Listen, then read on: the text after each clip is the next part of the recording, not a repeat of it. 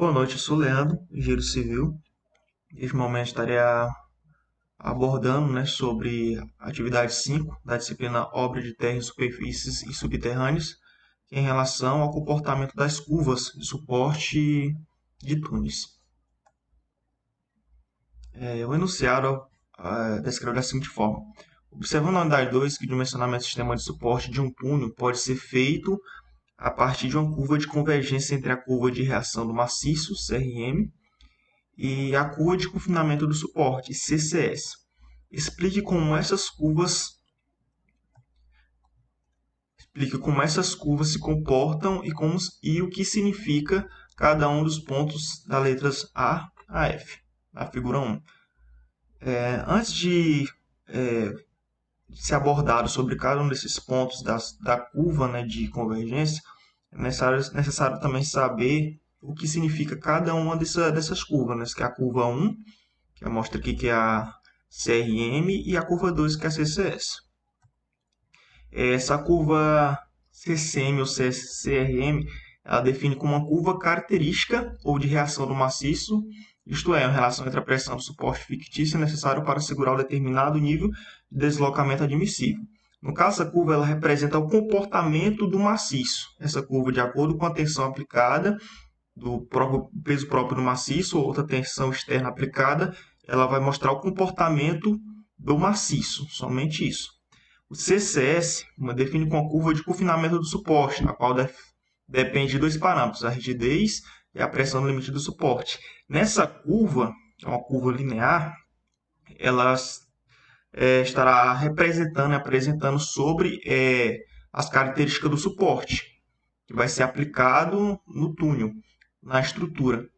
Então, a primeira vai simbolizar o comportamento do maciço e a CCS vai ser em relação ao desempenho do suporte. Agora, chegando aqui especificamente na curva de convergência, vamos ver como ela é representada.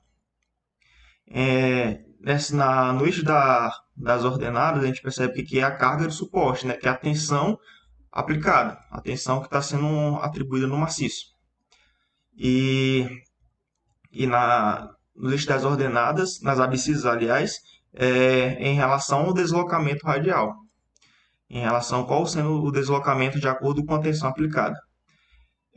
Aqui no ponto A podemos observar que é o início da carga sendo aplicada na escavação. Está sendo realizada a escavação e aqui a primeira tensão aqui está sendo aplicada na estrutura, na qual ela vai aumentando a partir do momento que vai aumentando a escavação, o processo de estrutura vai tendo um aumento de carga. Mas só que aqui nesse ponto aqui está tendo uma carga maior na superfície da escavação, está tendo uma tensão maior. A partir do momento que vai para o ponto B, vai aumentando a tensão para o centro da estrutura, centro do túnel, e vai reduzindo a tensão superficial na estrutura. Do ponto A ao ponto B, ainda está tendo uma deformação do maciço, o deslocamento do maciço, porém ela ainda é reversível, porque está tendo uma deformação elástica do maciço. Então, até esse ponto, ele pode ser reversível. E aqui não precisa uma instalação do suporte, nesse ponto ainda. E a partir do momento que vai aumentando as tensões, aumentando a carga, aqui já chega no ponto C. Esse ponto C é o ponto de transição entre a deformação elástica para a deformação plástica.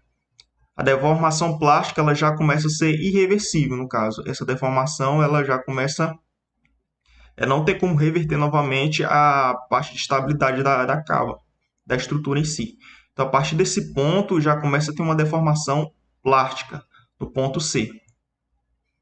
E a partir do momento que vai aumentando essa curva aqui da CRM, que é do maciço, vai aumentando do ponto A até o ponto F, isso condiz que a tensão está sendo aliviada na superfície da estrutura e está aumentando a tensão mais para o centro do túnel, da escavação. Aqui no ponto B, no ponto D, o maciço já está na deformação plástica. ela está na deformação plástica e, nesse caso, já é necessário a instalação do suporte, PD. Aqui é o momento que já instala o suporte, no ponto D. E aqui aqui a carga de reação do suporte ainda é nula, neste ponto D. A partir do momento aumentando a carga do maciço, né, a tensão do maciço sobre a estrutura da escavação do túnel, ele vai chegar aqui no ponto E. Esse ponto E já é o ponto de equilíbrio entre o suporte instalado e o maciço. Esse aqui já é o ponto ótimo, aqui já é o ponto limite, na qual já está no estado ótimo da estrutura. Então, nesse caso aqui, tanto o suporte como a parte da estrutura maciça tá na, tá no ponto adequado, né? Da estabilidade da cava e do túnel. Esse ponto E. Agora, a partir do momento que passa desse ponto, já condiz que a tensão que está sendo aplicado do suporte é maior do que a tensão que o suporte consegue suportar.